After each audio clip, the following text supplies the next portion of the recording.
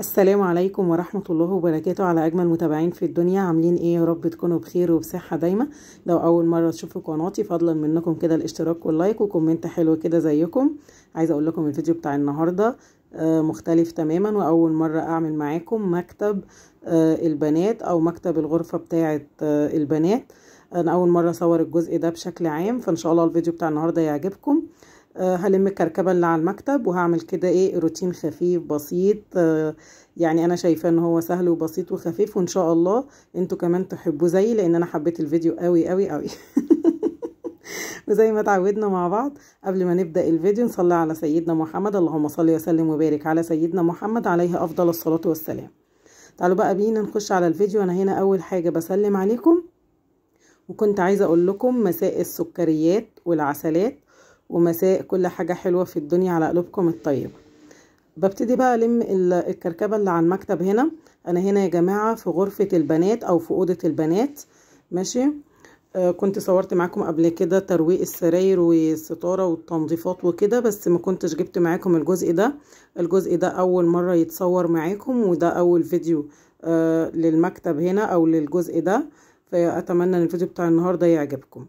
ماشي. انا هنا اول ما بفتح باب الاوضه تمام على ايدي اليمين وانا داخله المكتب بتاع بنتي اللي بتقعد تذاكر عليه، ماشي. هو اللي قدامنا ده، وطبعا عليه كركبه وعليه حاجات، وبقى خلاص الدراسه خلصوا امتحانات، فقلت اروق لها ايه المكتب كده. طبعا انا هنا كنت محتاسه وعماله اقول العصايه اللي في ايدي دي بتاعت ايه، شكلها مكسوره بقى، لا اما من كرسي لا اما حاجه من المكتب او اي حاجه من الشقه.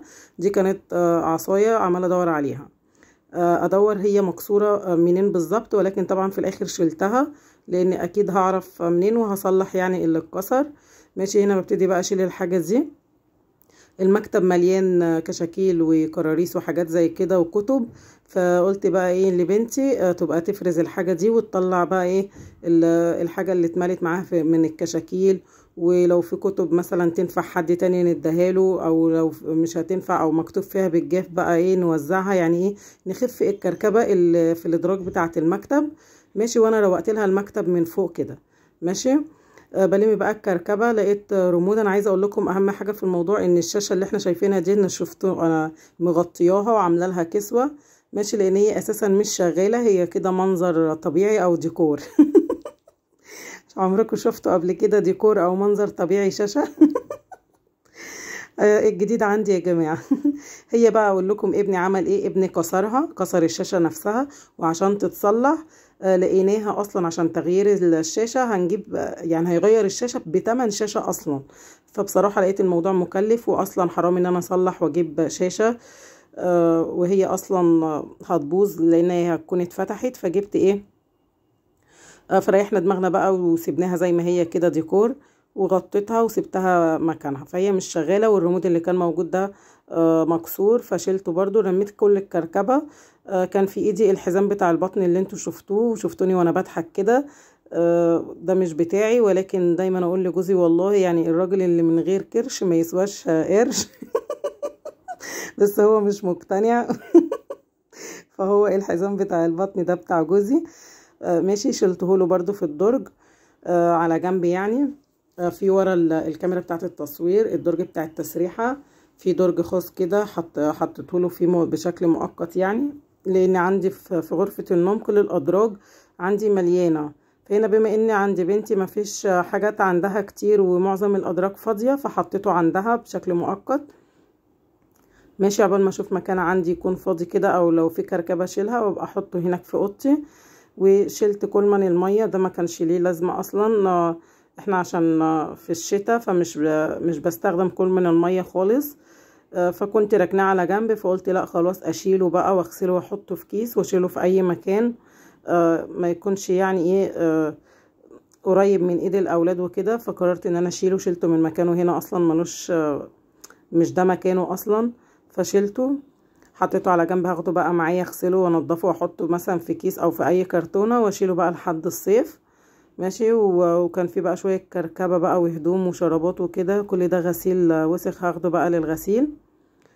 وبس بقى وبنضف بقى المكتب كالعاده بالميه الدافيه وكلوروكس الوان، ماشي. ورجيتهم كده في بعض وسنة خل صغيرة، وببتدي ان انا ايه امسح المكتب بتاعي. طبعا ده لاني ما عنديش المكون اللي هو بتاع الخشب او تنظيف الخشب، وانا قلت لكم قبل كده الجيش قال اتصرف.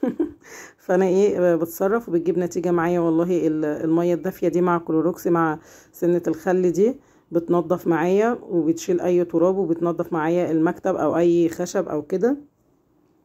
سنة بس صغيرة، ما نكترش في المية او في الرش، احنا سنة كده او رشة او رشتين كام بخة كده ونمسح، بيبقى كل الحاجة معانا زي الفل.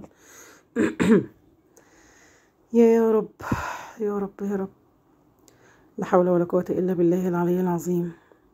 اشهد ان لا اله الا الله وحده لا شريك له، له الملك وله الحمد وهو على كل شيء قدير. سبحان الله وبحمده، سبحان الله العظيم. بصوا يا جماعة، هنا ده الكرسي برضو بتاع المكتب بنتي بتقعد عليه.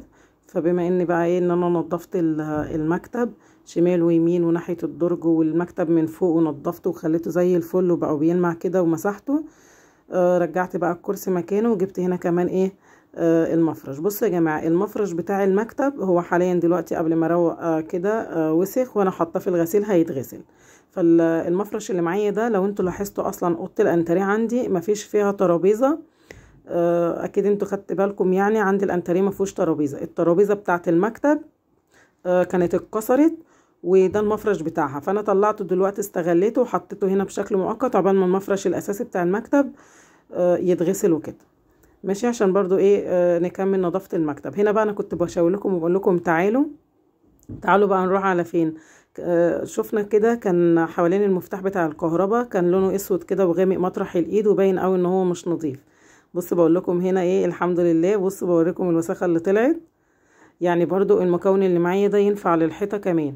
بصوا اول ما رشيته على السواد اللي كان حوالين المفتاح بقى بيلمع عندي، والحيطه نطفت وبقت زي الفل. وانا عندي هنا الحيطه دي اللي هي بتتغسل، البلاستيك بتاع اللي هو بيتغسل، فاول ما مسحته كده بالمكون اللي معايا الميه وكده بقى قشطه وزي الفل ونضيف خالص. بكده اقدر اقول لكم ان الفيديو بتاعنا انتهى. خلاص كده المكتب بقى نضيف، ولميت الكركبه اللي عليه، وبقينا كده قشطات وحلويات وميت فل و14، والمكتب بقى قشطه خالص وجميل وزي الفل.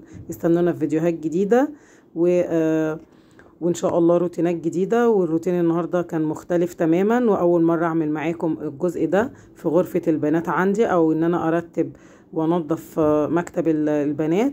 فاتمنى ان الفيديو بتاع النهاردة زي ما هو كان مختلف بالنسبة لي يكون مختلف بالنسبة لكم، وزي ما الفيديو كان خفيف على قلبي اتمنى ان هو كمان يكون خفيف على قلوبكم الطيبة. وبقول لكم هنا ان حوالين المفتاح بقى نظيف، الحيطة عندي كلها اصلا نظيفة، كان باقي بس ناحية المفتاح. بكده الفيديو انتهى. شكرا لكم والسلام عليكم ورحمة الله وبركاته.